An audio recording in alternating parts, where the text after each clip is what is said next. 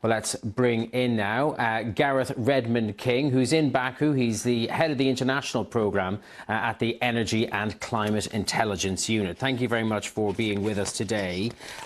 What are your thoughts, Gareth, as this COP gets underway? Are you hopeful that something can be achieved, notwithstanding the incoming new Trump administration? Hopeful, I think, yes. I mean, it's not an easy ask to get all the countries of the world together and get them to agree to a very difficult and ambitious target. But they have done it before, and quite recently. The Paris Agreement in 2015 is, of course, the basis for these negotiations. And that set a very ambitious target of limiting global temperature rises to 1.5 degrees, and that has really established considerable momentum that has seen the whole world moving away from fossil fuels and towards clean energy over the last decade since that agreement came into force. And that, of course, encompasses a period that Donald Trump was president of the United States before and did his best to slow and limit climate action, and he wasn't successful in that term. This time around, the clean energy industries globally are worth an awful lot more money. The clean energy capacity, clean electricity capacity globally has doubled in the time since he left office. So it may be even harder for him to slow progress on the clean transition this time around than it was last time around. And looking at the other economic superpowers, I'm thinking of China, I'm thinking of India as well. It's often said, what would motivate them to go further on reining in climate change if the United States is not willing to? But what can you tell us about their individual attitudes to this issue? Well, I mean, China, we don't need to wonder whether China is committed to taking action to tackle climate change. It's the world's biggest investor in clean energy.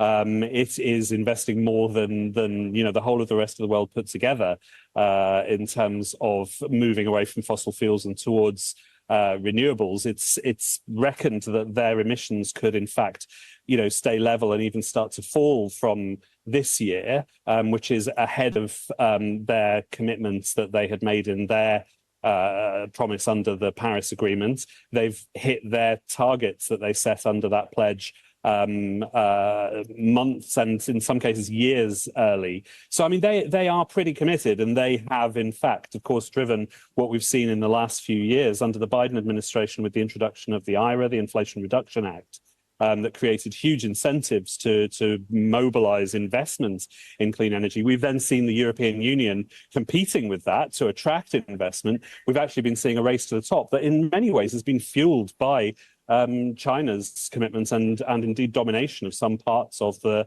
clean energy sector. And, India sees those opportunities as well. India wants in on those economic benefits, as well as the public health benefits of reducing the air pollution, which, of course, burning coal causes. And they've committed to a very ambitious, at the COP that was hosted in the United Kingdom in 2021, they committed to a very ambitious target to get to net zero by 2070, which for a developing country of its size is genuinely ambitious. And Gareth, we're often reminded also these days that renewables are proving themselves. They're being produced more cheaply than fossil fuels. So can we expect some momentum towards change to come from that simple fact? Absolutely. And the rate of investment in clean energy at the moment in renewables is twice that of fossil fuels. And that's globally. That's not just in, a couple of Scandinavian countries and the UK. That's globally. The rate of investment is twice in renewables as in fossil fuels. And the International Energy Agency reckons that means that demand for fossil fuels will actually peak at the end of this decade in 2030. So, in many ways, driven by the political agreements that were made in the Paris Agreement, driven by the commitments that countries collectively have made since then, but now increasingly driven by market forces, by the economic benefits that are to be had from deploying clean energy. Okay. It has built up considerable momentum. Gareth Redmond-King from the Energy and Climate Intelligence Unit, thank you for joining us on Business Today. Well, the shadow